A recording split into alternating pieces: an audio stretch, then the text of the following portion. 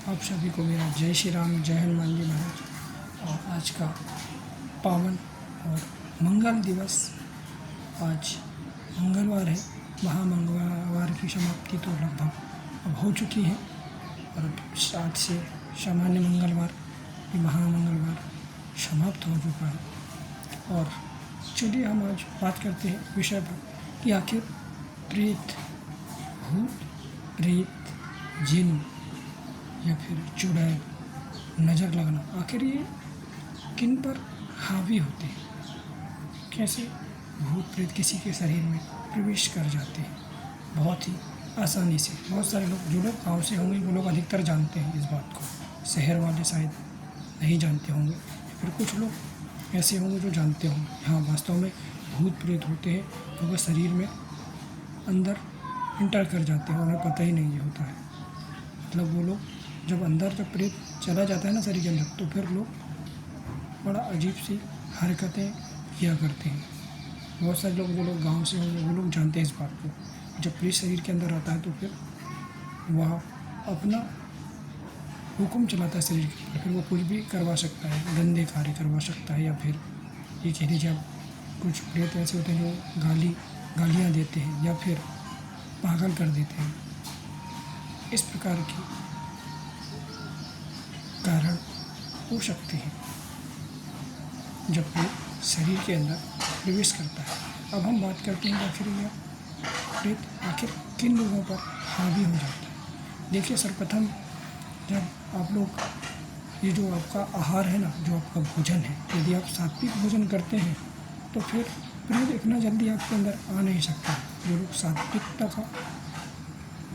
का आचरण करते हैं, जो लोग सात्विक होते हैं, जो लोग सात्विक भोजन करते हैं, जैसे कि आप लोग सात्विक भोजन में हमें इसे भी ले सकते हैं जिसमें लहसुन प्याज भी मिला हो, यदि आप वो भोजन में शुद्ध भोजन ही है। और जो सात्विक भोजन नहीं है वो क्या हो सकता है? मांस वाला भोजन, गंदा भोजन। अब मांस में भी बहुत प्रकार के होते हैं, वो आपको पता है। जो लोग खाते होंगे, बहुत प्रकार के मांस होते हैं, वह गंदा भोजन हो गया।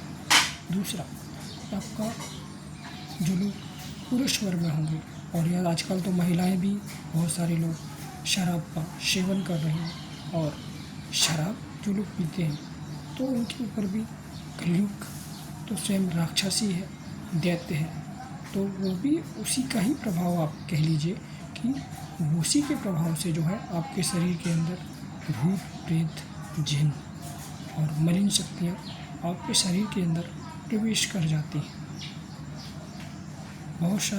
कई बार ऐसा होता है कि हम लोग गंदा खाना, थोड़ा खाना प्रारंभ करते हैं, जिसके कारण से वह मलिनता बढ़ती है, और मलिनता जब बढ़ती है तो वह प्रेत का रूप ले लेती है। और फिर बोलते हैं कि या पागल हो गया, या तो फिर इसको भूत लग गया इत्यादि बोलते हैं। फिर उसको लेकर के हनुमान जी के मंदिर जाना, यहाँ जाना, वहाँ जाना। फिर पंडा पुजारियों को लोग देखने लगते हैं कि हाँ, कहाँ मिलेंगे, इसको कैसे ठीक हम करेंगे। जब वहाँ पे ठीक नहीं होते हैं तो फिर धर्म चेंज करते हैं। लोग इस प्रकार की भी कृत्य करते हैं। तो आखिर यह कारण क्या है? कारण यही है कि आपका जो भोजन है वो आपका सात्विक नहीं है। सात्विक भोजन आप करें। मैं ये नहीं कहूँगा कि आप लोग लहसुन प्याज का त्याग कर दें।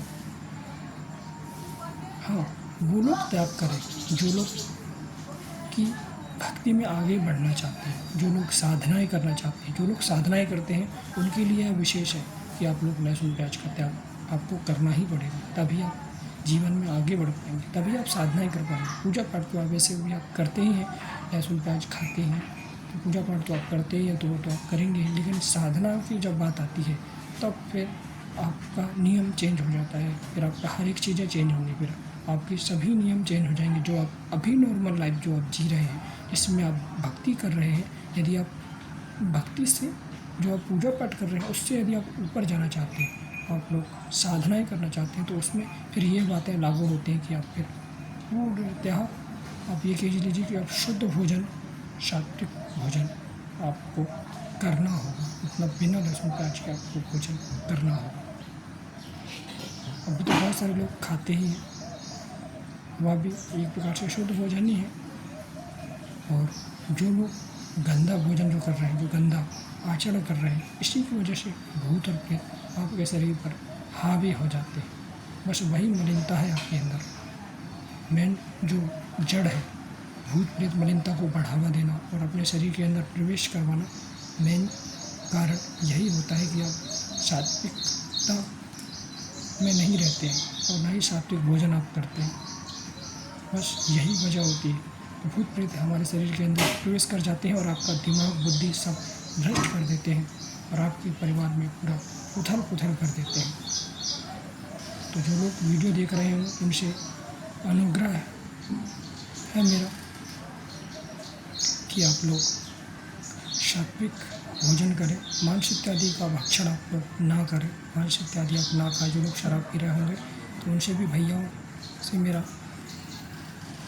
निवेदन है कि आप लोग भी शराब इत्यादि ना पिएं। आपका परिवार आपके लिए पहले श्रेष्ठ है, आप उन पर ध्यान दें। शराब इत्यादि में कुछ रखा हुआ नहीं है, 2-4 घंटे का ही आपको एक नशा और जुनून हो सकता है। बाकी समय तो आपको परिवार के बारे में ही सोचना है। तो इस बात को लोग शायद अवश्य ही सोचेंगे जो मैंने जो आपको बात कही है। बाकी आपकी मर्ज़ी कि आप क्या करना चाहते हैं। बाकी मैंने आपको बता दिया। यदि आपको अच्छी लगी हो बात तो मुझे कमेंट करके ज़रूर बताइए। जय श्री राम, जय हनुमान जी महाराज।